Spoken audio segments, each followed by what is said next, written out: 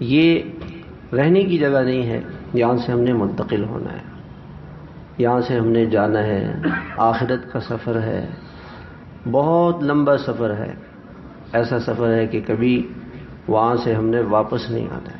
جو ایک مرتبہ چلا گیا پھر آج تک وہ واپس نہیں آیا، اب اس سے ملاقات قیامت کی صبح ہوگی، قیامت کی صبح اس سے ملاقات ہوگی۔ تو دنیا میں ایسے زندگی گزارو۔ حضرت عائشہ رضی اللہ تعالیٰ عنہ فرماتی ہیں کہ اپنی موت کو یاد کرو، اور ایک روایت میں آپ علیہ الصلوۃ والسلام نے فرمایا کہ روزانہ اپنی موت کو یاد کرو، روزانہ اپنی موت کو یاد کرو، اور قبرستان جایا کرو، زوروہا فإنہا تذکر الآخرہ، اس سے تمہیں اپنی آخرت یاد آئے گی۔ تو ہفتے میں ایک دن ضرور قبرستان جانا چاہیے۔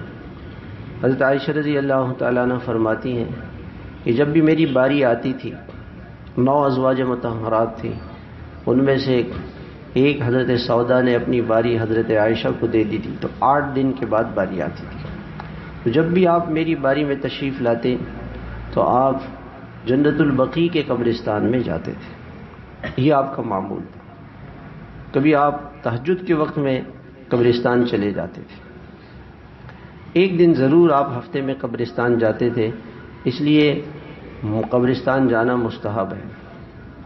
ہمارے حضرت رحمۃ اللہ علیہ کے والد اور والدہ کی قبریں یہ سخی حسن پہ، تو شب جمعہ سے حضرت تشریف لاتے تھے، پہلے والدہ کی قبر پہ، والد کی قبر پہ جاتے تھے، پھر اپنے شیخ حضرت سید رضی الدین صاحب رحمۃ اللہ علیہ کی قبر پہ وہاں دارالعلوم جاتے تھے۔